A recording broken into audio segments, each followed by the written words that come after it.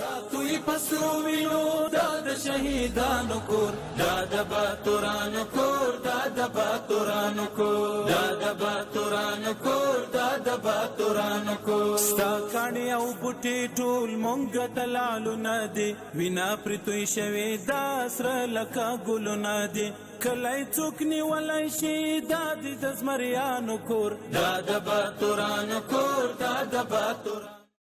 د سپیڅلي خدای په سپیڅلي نامه د لغمان ملي ټلویزیون درنو لیدونکو السلام علیکم ورحمت الله وبرکاتو. د نن شپې خبري ټولګي ته ښه راغلاست. نن سه شنبه د 1405 هجري شمسي کال د سرطان یا چنګاښ د میاشتې 13 نیټه ده. تاسو تر دې دمه د افغانستان د ملي ټلویزیون د خبرونو لیدونکي وي. استاد پام د لغمان د ملي ټلویزیون د خبرونو لیدو ته راګرځو، خو په سر کې هم پام وکړئ د دې ساعت خبرونو ته. زه زین الدین حقیارم.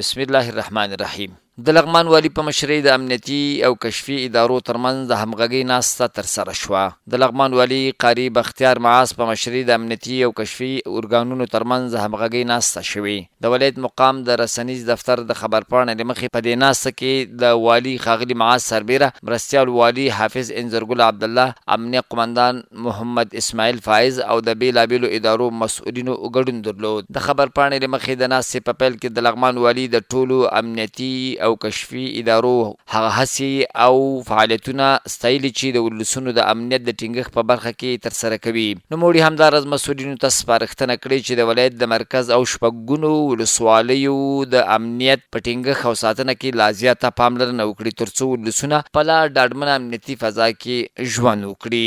ښاغلي معاذ په یو شمېر بېلابېلو برخو کې هم ځینې سپارښتنې کړي او ویلي هغه ستونزې چې په بېلابېلو برخو کې پیدا کېږي باید پر وخت حل شي ترڅو ولسونه ورسره په ستونزو کې نشي.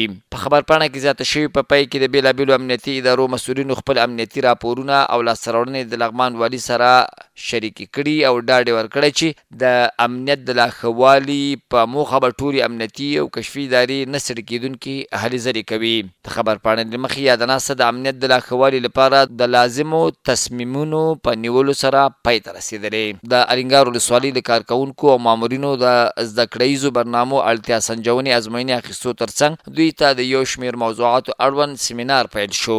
د چارو اداري عمومي ریاست د اداري اصلاحاتو ملکي خدمتونو ریاست د لارښوونې پر اساس د لغمان د اداري اصلاحاتو ملکي خدمتونو ادارې لخوا د دې ولایت الینګار ولسوالۍ اړوند مختلفو شعباتو 45 تنو کارکوونکو څخه د زده کړیزو برنامو اړتیا سنجونې ازموینه اخیستل شوې او بیا سیمینار پیل شوی. د لغمان ولایت د اداري اصلاحاتو ملکي خدمتونو د دفتر د خبرپاڼې له مخې د یاد دفتر مسؤل مفتي محمد نسیم نعماني د نیاز سنجۍ او ازموینې نه وروسته د سیمینار د اهمیت او د مسؤلیت پیژندنې په اړه خبرې کړي. نوموړي ویلي د دې سیمینار موخه د ادارو د مؤثریت لوړول، د ادارو منظم کول، د کارکوونکو مسلکي وده او د شفافیت ټینګښت دی. د خبرپاڼې له مخې د سیمینار په پیل کې د الینګار ولسوال مولوي غلام محمد جراح د اداري اصلاحاتو ملکي خدمتونو د دفتر له لوري د 3 ورځني سیمینار د دایرولو هرکلی کړی او ویلي دي چې دا ډول سیمینارونه د دولتي کارکوونکو د ظرفیت لوړولو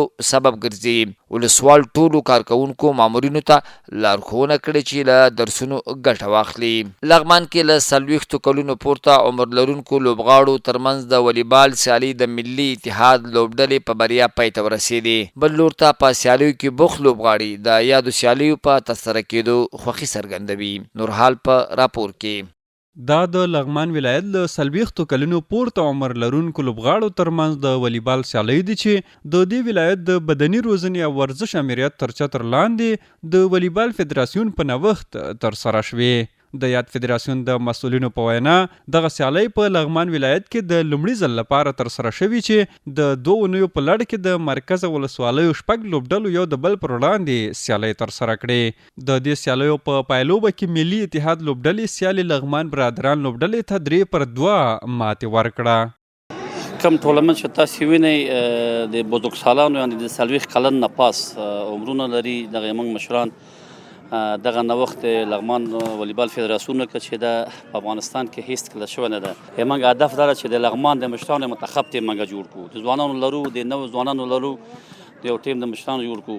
دغه ټورنمنټ د لیګ په شکل د 2 اونۍ وخت ونیو چې نن د ملي اتحاد لوبډله په مقابل د لغمان برادرانو ترمنځ د فینل لوبه کوي. بل لور ته په یادو سیالیو کې لوبېدلي لوبغاړي د خوښۍ څرګندولو ترڅنګ غواړي چې داسې سیالۍ لا ډېرې شي. لغمان ولایت د والیبال د فدراسیون لخوا نه دغه نوښت په لغمان کې د افغانستان په سطح تنه په لغمان کې دا په لاره واچول شو چې هغه لوبغاړي لږ ذره د عمر نه زیات وي هغه بیرته تشویق شو او د صحت لپاره نو ډیر مفید تمامېږي او هغه بیرته تشویق شو لوب لپاره مخه وکړه. او د والیبال فدراسیون نه مو توقع ده د هیله مو ده چې دغسې ټورنمنټونه په منظم شکل باندې دایر کړي ترڅو هغه مشران لوبغاړي چې ځانونه له نظره غورځېدلي احساسوي بیرته صحنې ته راشي او هغوی ورزش وکړي.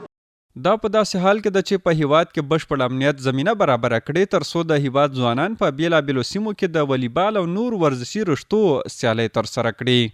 درنو او قدرمنو لیدونکو دا د دې ساعت خبرونه ستاسو له ملتیا مننه کوو. بریالي اوسئ.